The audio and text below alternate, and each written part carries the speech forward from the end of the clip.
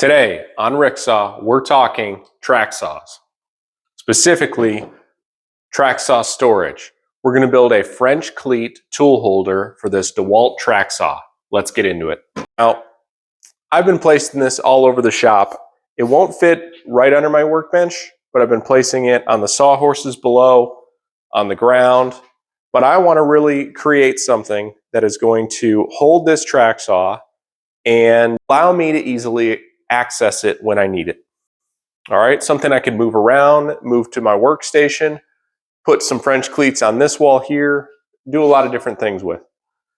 I have behind me a French cleat tool panel that I've been working on the concept of. I'm going to test it out on there, make sure it works there, because I do like using that system.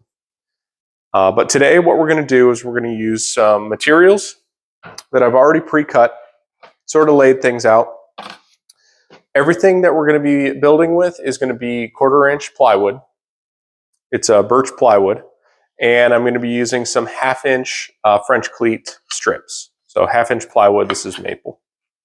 The concept of the French cleat tool panel is based off of this templated design that I have. And as you can see, all of the tool holders are using that same design. All right. I'm going to leverage that design in the build of this track saw holder. Couple things that we need. I'll need a pin nailer, and I just want to make sure that I have some 1/4-inch pins in here. Excellent. Use those. I will use my boom arm. Let's see. I will need some glue. Here we go. I'm using, these are from Harbor Freight. They are glue brushes. Well, they are acid flux brushes, but I've been using them for glue. They work pretty well. And some safety glasses, all right, when we're nailing. Okay, so the first thing that I did was I took my track saw and I made sure that it would fit on a piece of plywood, okay? In order to make sure that it fits in all dimensions, I went ahead and took some squares. I would clear any obstructions. Okay? I'm okay if it hangs off on this side, and the back is going to clear just fine. First thing I'm going to do is assemble the frame for the bottom. I'm going to add some rigidity to the plywood sheet by adding a few strips of about, I ripped it down to about 1/2 inch. And I'm just going to build that.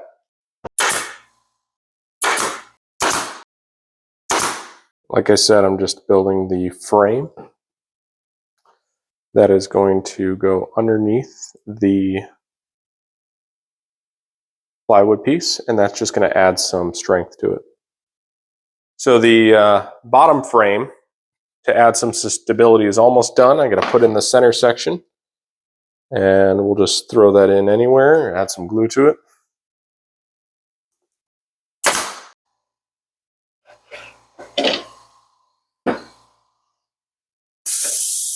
Using the templated tool holders for my French cleat tool wall.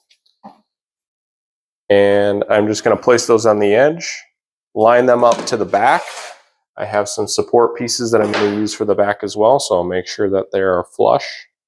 And glue those and pin them in place.